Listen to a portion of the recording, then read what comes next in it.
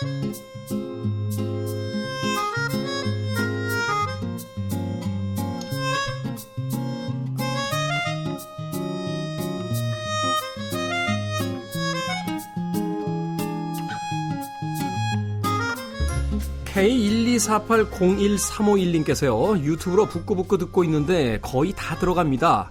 섬을 아직 잃지 않은 젊은이를 부러워한 까미처럼 저도 북구북구를 다 듣지 않은 분들이 부럽네요. 극찬해 주신 코너 북구북구 북튜버 이시안씨, 북칼럼니스트 박사씨와 함께합니다. 안녕하세요. 네, 안녕하세요. 야, 이 정도면 뭐 거의 엄청난 극찬인데. 네, 그렇지만 뭐 장점이 있죠. 뭐 저희는 계속 할 거니까. 아, 그렇죠. 네, 계속 생산이 되고 있습니다. 계속 생산합니다. 네. 네, KBS와 우리는 운명을 같이 하고 있습니다. KBS가 있는 한 저희는 계속 할 겁니다. 네, 어디 보내지 마십시오. 네. 우리 그 초창기에 기억나지 않아요? 그 테디 1년만 버티게 해달라고 이러더니 지금 10년, 20년 계획을 장기적으로 세우셨네요. 네, 아유 이제 KBS 운명 같이 하시겠다잖아요. 네. 아유, 최근에 유행하고 있는 그 영화도 못 보셨어요? 콘크리트 유토피아? 일단 처음에 들어오기가 쉽지 않지, 들어오면 그냥 깔고 앉습니다. 콘크리트. 그러니까 또 뭐 다 들으셔도 괜찮아요. 왜냐면 프랑스와 트리포 같은 감독은 이런 이야기를 했다라고 전해져요. 정설은 아니니까. 영화를 좋아한다는 것은 같은 영화를 2번 보는 것이다. 코너를 좋아하신다는 건 2번씩 들어주시면 되겠습니다. 자, 오늘은 요시노 겐자부로의 그대들 어떻게 살 것인가를 읽어보도록 하겠습니다. 이 책은 사실 나온 지가 거의 80년이 넘은 책인데, 최근에 이 일본 애니메이션 영화의 대부죠, 거장인 미야자키 하야오가 은퇴를 번복하고 돌아와서 다시 한번 은퇴하겠다 하면서 은퇴작으로 무슨 정치인인가요? 은퇴작으로 선정한 그 원작이에요. 그래서 굉장히 많은 화제를 모이고 있습니다. 일단 이 원작자인 요시노 겐자부로부터 이시안 씨께서 좀 소개를 해 주시죠. 아니, 제가 작가 소개를 하려고 이제 인터넷을 검색하니까 자료가 너무 많은 거예요. 요시노 겐자부로 뭐 일본에서 굉장히 뭐라고 할까요? 대표적인, 일본을 대표하는 국민 작가 같은 한 명이잖아요. 끝까지 들어보시죠. 네. 자료가 너무 많아서 열심히 하고 있었는데 알고 보니 오에 겐자부로였고요. 노벨상 수상자인 오에 겐자부로였고. 요시노 겐자부로도 굉장히 근데 한국에서는 사실 이 책이 나오기 전까지 그렇게 유명해지지가 않더라고요. 그럴 수 있겠네요. 네, 그럴 수 있겠네요. 그래서 이거 자료 조사하려고 일본 사이트에 들어가서 봤다니까요. 요새 번역이 잘 돼 있어가지고. 그게 좋아. 저도 요새 G로 시작하는 그 검색 사이트 있잖아요. 그걸 통해서 뭐 미국, 스페인 다 돌아다니는데 무조건 번역이 되니까. 당연하죠. 위에 나오잖아요. 한국어 택하시겠습니까? 그러니까. 그럼 한국어를 당연히 택하고. 정말 멋진 세계를 어찌됐건. 네. 자, 요시노 겐자부로 좀 소개를 해주시죠. 네, 요시노 겐자부로는 편집자, 또 아동문학자, 평론가, 번역가, 반전운동가 이렇게 알려져 있거든요. 네. 20세기 일본을 대표하는 진보적 지식인, 그리고 잡지 세카이라고요. 한국말로는 세계죠, 세계. 이 초대 편집장으로도 알려져 있습니다. 1899년에 도쿄 출신이고요. 아버지가 주식거래소 중개인이었어요. 그리고 도쿄대학 경제학부에 입학을 했는데, 이게 철학을 자꾸 하다 보니까 그 문학부 철학과로 전과를 해요. 이게 사실 이제 문학도 깊게 들어가면 철학하고 경계선이 맞아요. 허물어지죠. 그렇죠. 그리고 또 특이한 건 1925년이면 이제 일본이 한참 제국주의 시절이잖아요. 군국주의를 표방하고 있던. 그때 육군에 입대를 합니다. 보병 소비로 한 2년간 있다가 1927년에 제대를 해요. 그리고 도쿄대학 도서관에 취직을 했는데 이때부터 정치에 관심을 가지시더라고요. 네. 그래서 사회주의계 단체 사무소에 출입을 하게 되는데 1931년에 치안유지법 사건으로 체포가 됩니다. 네. 치안유지법이라는 건 굉장히 중범죄잖아요. 그렇죠. 네. 그래서 이때를 계기로 징역 2년, 집행유예 4년의 유죄 판결을 받았거든요. 이때 군국주의에 대한 불신감이 또 생겨나서 후년 나중에 반전활동이나 뭐 이상주의적 사상체를 형성하는 계기가 됐다고 합니다. 그리고 1935년에 일본 소국민 문고 편집 주임에 취임을 합니다. 이 소국민이라는 게 그때는 이제 앞으로 국민이 될 사람들 해서 어린아이들. 네. 여기서 이제 국민학교라는 이름이 나왔다고 그러잖아요. 사실은 우리 어린 시절에도요, 이 할머니들의 말하자면 습관 중에 하나가 이 초등학교, 그때 이제 국민학교라 불렀고 또 나이가 많으신 분들은 소학교라고 그랬어요. 일본식 표현이었던 거죠, 사실은. 네. 1937년에 메이지대학 강사에 취임을 하고요. 바로 이해에 너희들은 어떻게 살 수 있는가, 그러니까 그대들 어떻게 살 것인가로 번역된 이 책을 간행을 합니다. 그리고 이와나미 서점에 입사를 하고요. 그다음에 이와나미 신서를 창간해서 이제 계속 발행을 하고 메이지 대학 교수로 취임을 하고요. 그러면서 이제 휴머니즘론을 전개를 하는데 이때 그런 반전 운동이라든가 이런 것들을 많이 해서요. 계속 그 이후부터는 좀 평론이라든가 에세이 위주로 많이 내시더라고요. 네. 그러다가 1975년에 또 히로시마에서 개최된 피폭 30년 히로시마 국제포럼 여기서 이제 그 좌장으로 또 하시기도 하셨다가 1981년에 그 폐기종 때문에 82세로 사망을 하십니다. 네. 참 독특한 이력이에요. 군에 입대해서 군인으로 장교로서 활동을 했었는데 이후에는 그 군국주의에 이제 그 저항하는 반전주의자가 되고 또 휴머니즘의 휴머니스트가 되고 또 굉장히 진보적, 급진적 사고를 가지고 있었잖아요. 네. 그래서 사실은 저도 자료 찾아봤더니 이 책이 1937년도에 그 발간 당시에 금서 지정이 됐던 그런 책으로 또 알려져 있었는데 어찌됐건 이 요시노 겐자부로, 오에 겐자부로와는 다른 의미로서 우리가 한 번쯤은 좀 기억해 봐야 될 그런 작가가 아닌가 하는 생각이 듭니다. 자, 줄거리 네. 박사 씨께서 좀 요약해 주시죠. 네. 이 주인공인 혼다 주니치, 그러니까 이 아이는 별명이 코페르인데요. 중학교 2학년의 학생입니다. 네. 이 아버지가 돌아가신 뒤에 어머니와 둘이서 조촐한 집으로 이제 옮겨 살고 있어요. 이 가까운 곳에 살고 있는 외삼촌과 무척 친합니다. 이 책은 코페르가 학교에 다니면서 겪는 여러 가지 일들에 대해서 외삼촌이 조언을 해주는 형식으로 되어 있는데요. 외삼촌은 코페르와 나누었던 대화를 토대로 이 편지 형식으로 노트에 이제 글을 쓰고 나중에 그 노트를 코페르에게 전해줍니다. 이 코페르는 초등학교 동창인 미즈타니하고 친한데요. 그 이후에 고집쟁이로 유명한 기타미 그리고 아이들에게 괴롭힘을 당하는 그 두부집 아들 우라가와와 차례차례 친해지게 됩니다. 이 친해지는 과정에서 코페르는 일련의 사건을 겪는데요. 뭐 용기에 대해서, 가난에 대해서, 위대함에 대해서, 뭐 실수와 반성에 대해서 이 주변의 도움을 받아가면서 자신의 관점을 세워나갑니다. 그러니까 이 책은 코페르의 성장담이라고 할 수 있죠. 네. 네. 코페르의 성장담이자 이제 그 외삼촌을 통해서 이제 멘토링을 하는 그런 이야기인데 엄밀히 이야기하면 이제 외삼촌의 탈을 쓴 외삼촌 탈을 쓴 작가죠. 요시노 네. 겐자부로 작가의 이제 인생론이잖아요. 말하자면. 네네, 그렇죠. 어떻습니까? 1937년도 이제 금서 지정이 되기도 했던 당시로서는 굉장히 급진적 세계관을 가지고 있는 책이다. 인상부터 좀 여쭤볼게요. 첫인상이 어떠셨는지 두 분 책을 읽어 나가시면서. 사실 저는 가장 인상적인 평이 오늘 이 자리에서 들은 평이에요. 우리 시작하기 바로 직전에 그 테디가 말씀하셨죠. 우리는 지금 어떻게 죽을 것인가를 고민해야 될 텐데 지금 아마 이 외삼촌이 우리보다 어릴 텐데 지금 과연 이것을 읽어야 할 것인가 방송 했는데 전에. 네, 아주 인상적이었습니다. 네. 평이라기보단 자조에 가까운 그런. 네. 사실은 이게 안 좋아요. 앞서서 저희가 그런 이야기 했잖아요. 그 섬을 아직 읽지 않은 젊은이를 까미가 부러워했다. 이 이야기가 제가 어떤 느낌인지 알 수 있는 게 뭐냐면 그 에세이나 이런 거 최근에 많이 나오잖아요. 젊은 네. 작가들이 아주 그 놀라운 네네. 그 재능들이 보이는. 근데 사실은 다 읽고 나면요. 굳이 이걸 써야 되나? 그러니까 이게 그 시기를 지나가 버리니까 그렇죠. 사실은 그렇죠. 그 어떤 영롱함과 신비로움이 사라지면서 좀 씁쓸하게 이렇게 느껴질 때가 있어요.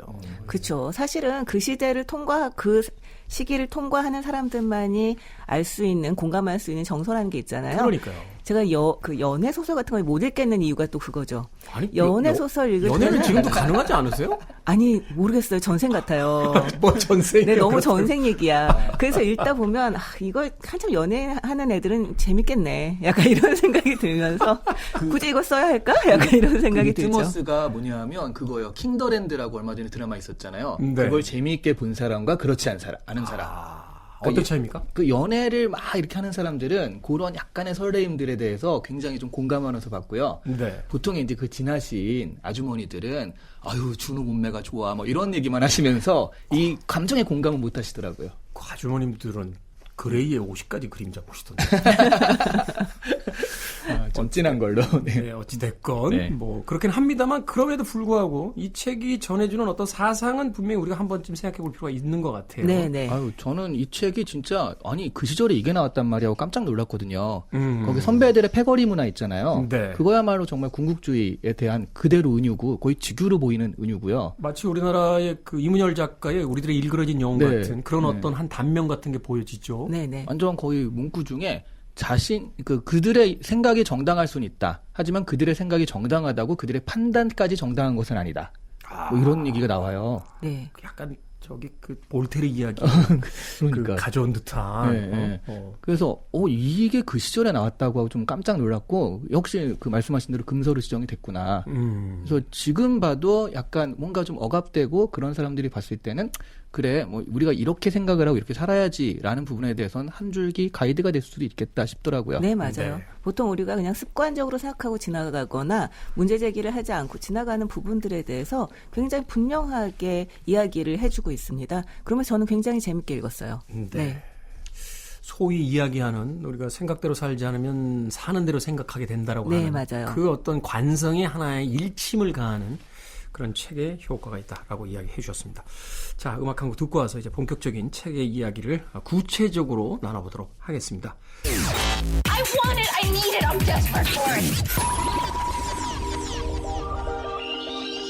Okay, let's do it. 김태훈의 프리웨이. 빌보드 키드의 아침 선택 KBS 2라디오 김태훈의 프리웨이. 오늘 토요일 코너 북구북구 박사씨 이시안 씨와 함께 요시노 겐자부로의 그대들 어떻게 살 것인가 읽어보고 있습니다. 자, 먼저 이 책의 출발점 혼다 주니치라고 하는 중학교 2학년 이 소년의 별명으로부터 시작해보죠. 외삼촌이 이제 조카를 코페르라고 부르면서 그의 별명이 이제 코페르가 됩니다. 자, 어떤 이유가 있죠? 네. 일본 사람들은 진짜로 말 줄이는 거 좋아해요. 그게 그렇죠. 발음상에 뭔가 문제가 있나 봐요. 네. 긴 발음 잘 못하는 것 같아요. 이 코페르가 코페르니쿠스를 줄인 말이잖아요. 근데 코페르니쿠스. 물론 저라도 코페르를 줄였을 것 같기는 해요. 코페르니쿠스야. 이렇게 부르는 거 사실 너무 우리가 해도 쉽지가 않으니까. 저라면 한자 더 줄여서 코페. 네. 조카가 있으신가요? 코를 펜다고? 코를 패요? 그런데요, 이 코페르니쿠스에서 가져온 이 코페르, 이 바로 그 별명이 이 책을 전체를 관통하고 있는 어떤 가장 기본적인 어떤 철학의 출발점인 것 같아요. 네, 그렇죠. 이 코페르니쿠스가 사실은 그 천동설이 지배하는 사회에 지동설을 냈잖아요. 그렇죠. 이제 종교적인 관점에서의 천동설을 벗어나서 네. 이제 과학적 관점의 지동설을 주장한 사람이죠. 네. 그렇게 보자면 사실은 그 전체적인 어떤 그 분위기, 게다가 또 궁극주의 못지않게 기독교가 지배하던 세상에는 그 억압이라는 게 그 정말 지배적인 그런 힘이었는데 거기서 새로운 어떤 것들을 갖고 나왔을 때 완전히 뒤집는 그런 걸 갖고 나왔을 때 그 사회에 끼치는 영향, 그 미래에 끼치는 영향들에 대해서 그러니까 이 아이한테 너는 이제 코페르니쿠스 같은 그런 사람이 되어라. 라는 의미에서 이제 작가가 이런 이름을 지어준 것 같아요. 그러니까 세상에 모두 다 노라고 예스라고 할 때 혼자만 노라고 할 수 있는 소위 이제 비판적 지식인의 이제 출발점 같은 것이 아닐까 하는 또 생각을 해보는데. 네, 이 별명을 하게 되는 거는 사실은 이 코페르가 어느 날 그 긴자에서 옥상에서 이제 그 아래를 내려다 보다가 이 개개인의 사람들이 그 정말 말 그대로 어마어마한 일테면 군집을 이루어 살고 있고 이 군집을 이루어서 살고 있는 사회는 사회라고 하는 건 정말 다르게 움직이는구나. 그러니까 사람은 정말 그냥 분자인 것 같다라고 인식의 전환을 갖게 되는 일이 있습니다. 그러니까 그 전환에 대해서 이 외삼촌은 그건 거의 코페르니쿠스적인 전환이라고 이야기를 하고 있는 거죠. 그러면서 이 코페르라는 아이가 성장하는 그 과정에서 이 아이의 변화를 기대하면서 이제 그런 별명을 붙인 거라고 할 수 있을 것 같습니다. 네. 그렇게 출발점을 그 상정한 것 자체가 이 책이 1937년에 이제 금서가 될 수밖에 없었던 아주 중요한 이유가 될 것 같아요. 사실은 이제 군국주의나 제국주의 시대에 국가가 원하는 인간상이라는 건 사고하지 않는 명령에 복종하는 어떤 그 국민의 이미지인데 이 책은 출발점부터 세상에 반기를 든 그리고 생각하는 그 인간을 만들어야만 한다. 그렇게 살아야만 한다고 지금 주장하고 있는 거잖아요. 사실은. 네. 그리고 전쟁이라는 게 결국 우리만 있는 거잖아요. 그러니까 외부적인 사람들, 그러니까 적으로 설정된 사람들이 사람으로 치면 우리가 그 사람들 죽이거나 싸울 수가 없잖아요. 그 사람들은 이제 사고를 하거나 뭐 온정이 있거나 이렇게 네, 느끼면 안 되죠. 그렇죠. 절대 악이 되어야만 하는 거죠. 그러니까 천동설이라는 게 그 철저히 지구 중심, 나 지구에서 중심. 바라본 뭐 이런 거니까 여기에서 코페르니쿠스적 전환이라는 건 지구도 여러 행성 중에 하나에 불과하고 오히려 태양 중심에서 그냥 위성적으로 존재하는 거다. 약간 변두리 쪽에. 그렇죠. 네. 그러니까 이 객관적으로 모두 다 비슷한 환경에서 그 비슷하게 살아가는 뭐 그런 사람이다라고 했을 때 이거 전쟁을 할 수가 없는 상황이 돼요. 이렇게 되면 그런 모습까지 좀 묘사한 게 아닐까 싶어요.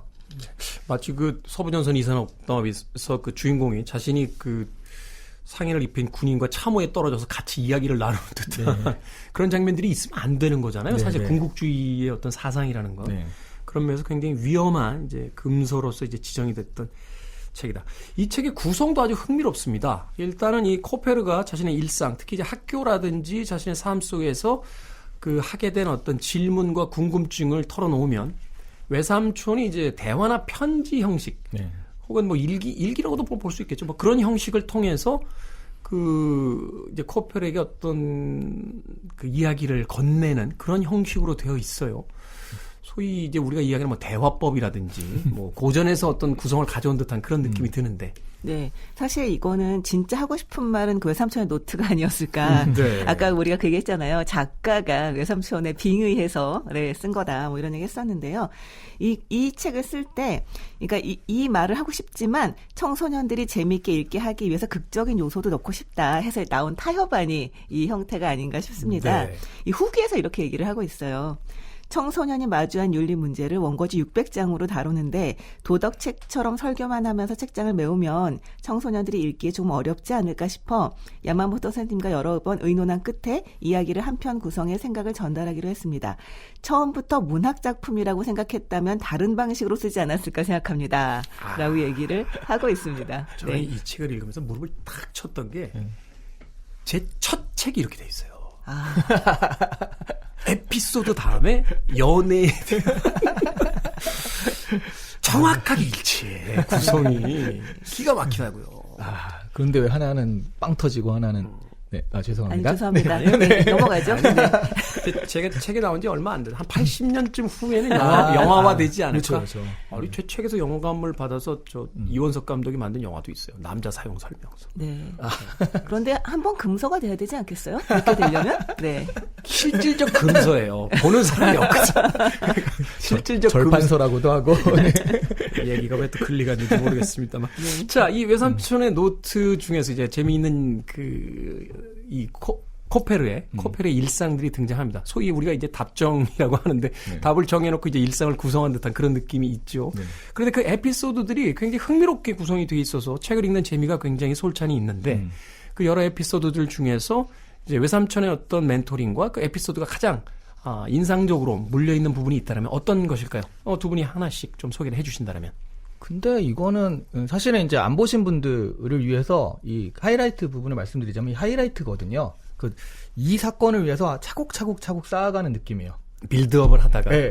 그러니까 이 친구들이 어떤 사건을 겪으면서 친해지게 됐고 이 친해지는 과정에서 이 정도면 혈맹에 가깝다까지 한 다음에 굳게 다짐하죠. 자기들은. 어떤 일이 벌어지면 우리가 서로 지켜주는 거야 막 이러면서 라고 했는데 어떤 일이 벌어졌는데 이 코페르가 거기서 비겁하게 도망을 가는 모습을 보이고 그것에 대해서 나는 비겁자야 하면서 이제 고민을 하다가 울죠. 네. 거기에 대해서 이제 그 삼촌이 또 그 사과하는 거 용기다 이런 식으로 해서 사과 편지를 보내고 그 화해하는 그런 모습들. 이게 사실은 이 작품의 거의 처음이자 끝이라고 보거든요. 저는 그렇게 도망간 친구는 안 봐요. 그래서 저는 많이 안 봅니다. 네. 친구가 없으시군요. 제가 도망갔기 때문에 볼 수가 없어요. 사과 편지를 보내셨어야 되는데. 그러게요. 근데 사실 이제 그 부분이 가장 인상적일 수밖에 없는 게 앞에서 어떤 철인에 대한 이야기를 막 하는 것처럼 그리스의 어떤 철학의 철인에 대한 이야기를 하는 것처럼 가다가 마지막 부분에 가서 가장 약한 인간의 면모를 딱 드러내면서 그래서 혹은 그럼에도 불구하고라는 어떤 결론에 이제 도달하게 되잖아요. 그래서 굉장히 인상적이었던 것 같은데. 네, 저는 이 부분에서 정말 인상적이었던 건 뭐냐면 코페르가 이제 우정이 다 깨졌다. 이 친구들과는 다시 어울릴 수가 없다는 걸 너무 괴로워하거든요. 그러면서 외삼촌에 그 얘기를 합니다. 그러니까 외삼촌이 사과의 편지를 써라라고 얘기를 해요. 그러니까 코페르가 만약에 사과의 편지를 쓰면 아이들과 다시 화해를 할 수 있을까? 라고 물어봤더니 외삼촌이 그건 너의 소관이 아니다. 그건 네가 바랄 일이 아니다. 그건 이제 그 아이들이 하는 거라는 거죠. 네가 할 일은 사과 편지를 쓰는 것까지인 거죠.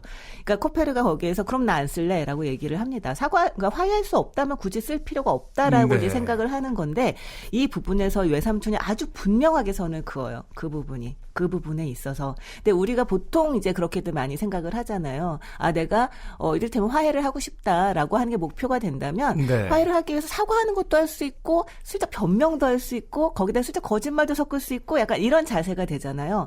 근데 외삼촌은 거기서 분명히 글을 걷고 네가 잘못한 것에 대해서 네가 반성하고 사과하고 거기에 이제 사죄를 표명하는 것 굉장히 너의 할 일이다. 이것은 너의 할 일이고 그 이후에 일어나고 있는 일에 대해서 네가 할 수 있는 일이 아닌 것에 대해서는 선을 그어라고 얘기를 하는 그 부분에서 이 외삼촌이 굉장히 현명하다라는 생각을 하면서 읽었어요. 저도 그 부분이 가장 인상적이었거든요. 네. 그러니까 결과를 생각하지 말고 네가 해야 될 일을 해라.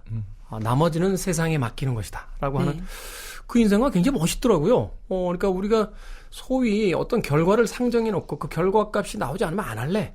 라고 하는 것들, 그런 것들이 굉장히 많은데 결과는 네가 관여할 부분이 아니다. 너의 역할을 다 해라. 라고 하는 부분이 이 작품에서 가장 인상적이었던 것 같긴 합니다. 그래도 저는 앞부분이 더 좋아요. 이렇게 친구가 막 구인데 막 뛰어들어가서 막 구해주고 막 자기가 막 영웅이 된 듯한 막 이렇게 막 그 기분을 느끼고 막 으쓱해지고 막 이러면서 네. 있는 부분들도 있는데 또 하나의 어떤 이야기를 해주신다면 어떤 그 에피소드가 있을까요? 저 같은 경우는 이 방금 영웅이라고 말씀을 하셨었는데 그 영웅에 대한 이야기가 굉장히 재밌었어요. 그러니까 어떻게 보면 이게 군국주의라고 하는 게 영웅 만들기이기도 하잖아요. 그렇죠. 결국은 이제 몇 명의 영웅을 만들어서 네. 조작된 영웅들을 통해서 선동하죠. 네, 뭐 나폴레옹 이야기도 나오고 알렉산더 얘기도 나오고 그러는데요. 여기서 미즈탄이라고 하는 그 친구의 누나인 가스코가 영웅 정신에 대해서 이야기를 한 장면이 나옵니다. 뭐 이기고 지는 건 중요하지 않아. 그러면서 영웅에게는 그게 큰 문제가 아니다. 라면서 이렇게 얘기를 해요. 사람은 누구나 죽는 걸 싫어해. 다치는 것도 싫어해. 그런 사람도 영웅 정신을 갖게 되면 두려움을 잊게 돼. 죽음을 두려워하는 마음도 사라지는 거라고. 난 그게 정말 대단하다고 생각해. 사람이 사람을 뛰어넘는 무언가가 된다는 뜻이니까 라고 얘기를 합니다. 그런데 이 얘기를 들은 그 외삼촌이 그 얘기를 전해들은 외삼촌이 그들이 재능이 중요한 것이 아니라 그들이 무엇을 이루어하는가가 더 중요하다. 라면서 또 한 번 여기서 선을 좀 긋습니다. 그러니까 위대한 사람들은 재능이 뭐 타고났으니까 굉장히 사람들이 그걸 가지고 칭송을 하지만 그걸로 어떤 일을 해낸 걸까? 그들이 이룩한 업적은 우리 삶에 어떤 도움이 되었을까라는 걸 질문해야 된다는 거죠. 그들의 행위가 아니라 또한 여기서는 그들의 결과를 또 봐야 된다. 네. 그러면서 여기에서는 그 개인을 영웅으로 내세우는 것에 대해서 굉장히 경계를 하면서요. 영웅이라고 해도 인류의 거대한 역사의 흐름 속에서는 물방울에 지나지 않고 그들이 남긴 업적 가운데 가장 가치 있는 업적이라는 것은 인류의 진보라는 역사의 흐름을 거스르지 않는 것뿐이다. 라고 이야기를 합니다. 이러니까 금서가 되지. 이러면 이제 군국주의 전체를 다 부정하는 거잖아요. 그렇죠. 그렇죠. 그러니까. 네. 사실은 그 군국주의가 내세우는 어떤 영웅담들, 소위 이제 일본이 전쟁 패망 말기에 가면은 뭐 가미가제 같은 그런 어떤 조작된 막 신화와 영웅들을 막 이렇게 만들어내는데 그런 것들에 대한 어떤 전면전이죠, 사실은. 그러다 보니까 당시 일본에서는 이 책을 받아들이기가 쉽지가 않지 않았나. 미야자키 하야오는 뭐 이 원작을 다시 읽고 나서는 뭐 잠들어 있던 뭐 어떤 신경이 전기가 오는 것 같은 느낌을 받았다. 뭐 이러면서 이제 이 책을 원작으로 이제 애니메이션을 만든다라는 네. 것을 발표하기도 했었는데 당대에 정말 얼마나 혁명적인 이야기를 담고 있었는지 또 저희도 조금 어릴 때 읽었더라면 지금보다는 조금 더 적어도 여기 나온 외삼촌보다 좀 젊은 나이에 읽었더라면 그러니까, 더 좋았을 수도 있겠죠. 20대 때 읽어야 돼요, 그러면. Free your mind. I want to break free. Are you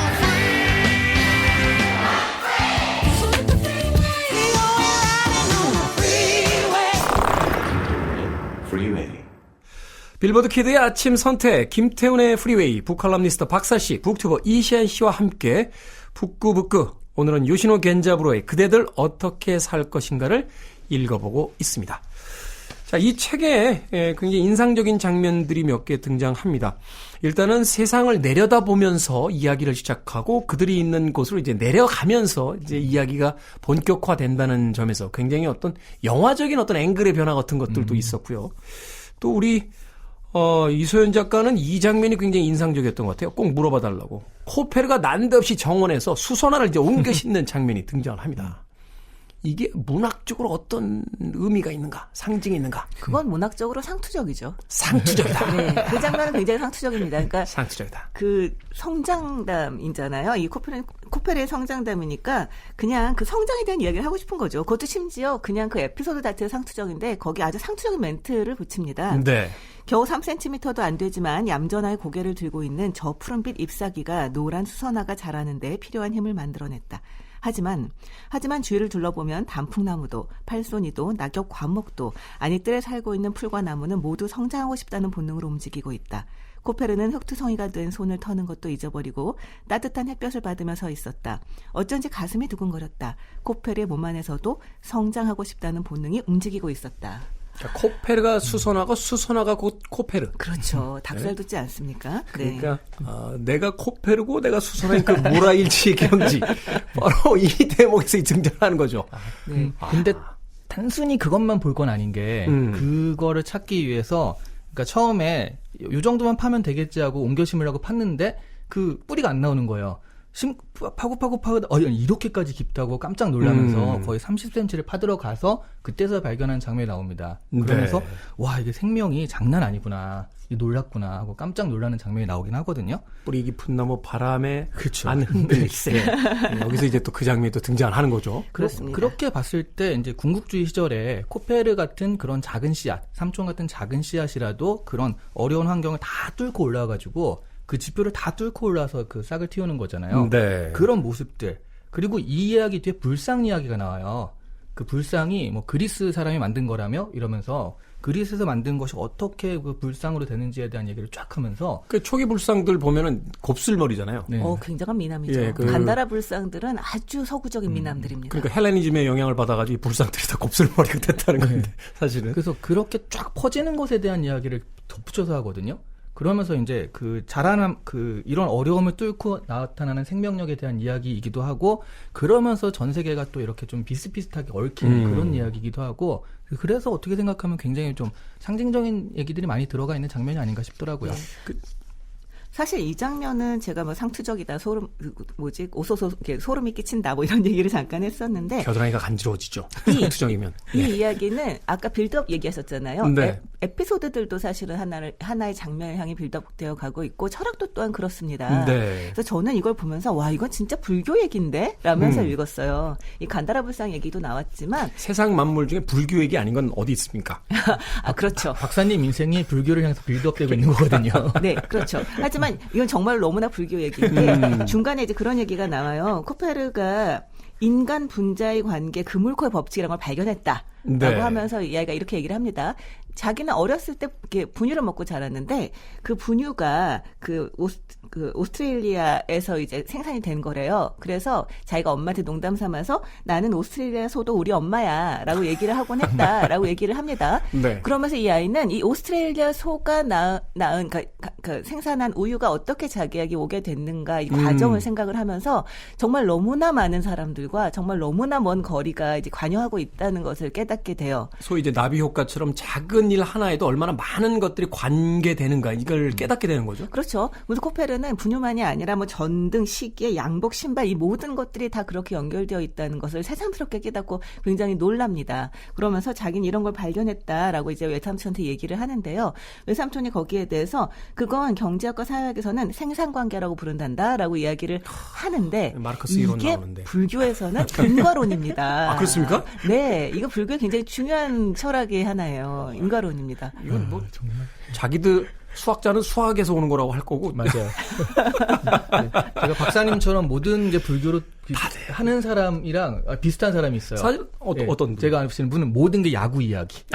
그 야구에서 말이야. 도루할 때 말이야. 맞아요. 네. 주변에 야구 좋아하시는 그러니까 이게 말하자면 9회 말 투아웃에 이런 상황이야 지금. 말하면서 아니면 근데 정말 축구로 푸시는 분들도 있고. 맞아. 정말 그럴 수밖에 없는 게 이 철학도 그렇고 수학도 그렇고 경제학도 그렇고 있는 그 현실이라고 하는 것을 대상으로 하고 있잖아요. 사실 불교가 철학이잖아요. 그럼요. 그래서 그것을 어떻게 철학적으로 설명을 할 것인가, 이걸 어떻게 경제학적 측면에서 설명을 할 것인가 하다 보니까 각자 이제 자기의 얘기를 하게 되는 건데, 제가 이게 정말 불교적이라고 생각을 했던 이유가 이렇게 연결되어 있는 사람들, 그 사람들이 이루고 있는 거대한 사회, 그 안에서 개인의 존재, 결국은 이 간다라의 미술, 아까 말했던 간다라 불상까지 갔을 때는 정말 그것이 얼마나 이 문화와 예술, 문명이라고 하는 것이 거대한 사람들과 거대한 역사의 흐름이 관여하고 있는 것인가, 이 문명이라는 것이 어떤 정체를 가지고 있는 것인가에 대해까지 간다는 거죠. 네.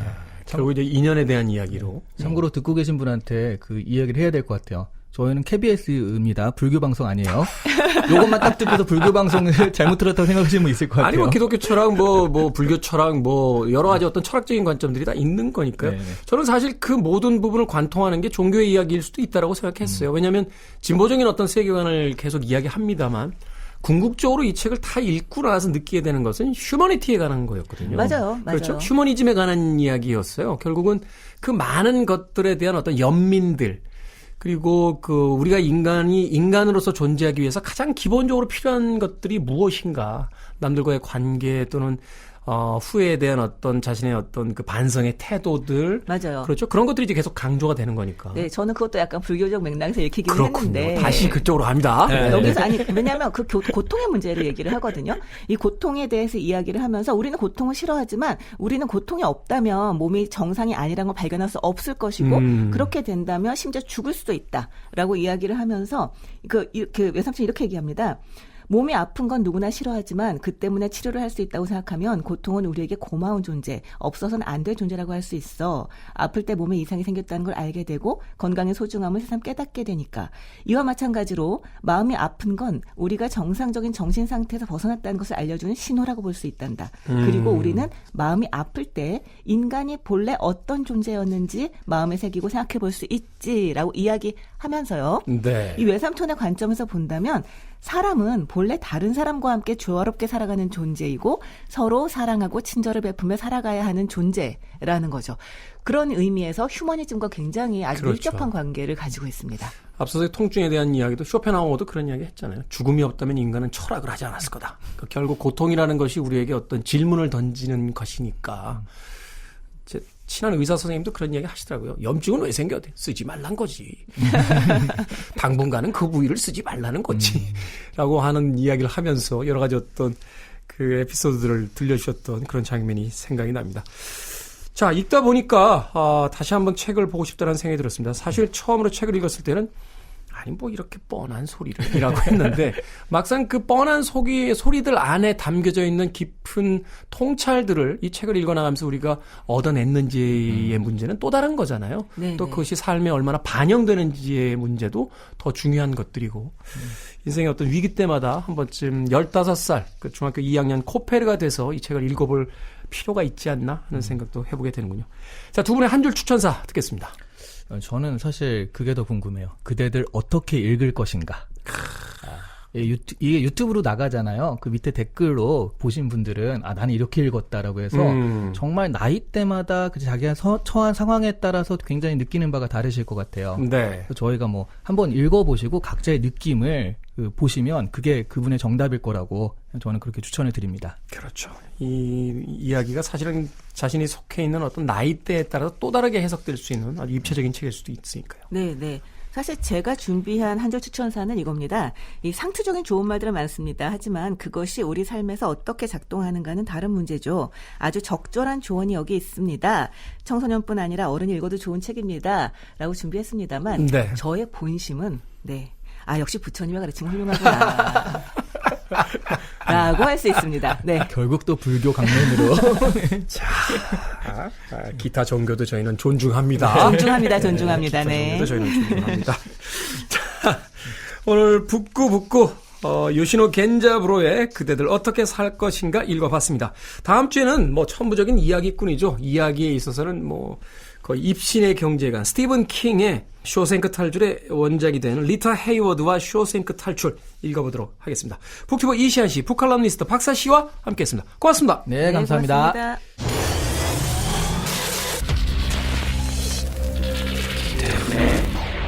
Freeway.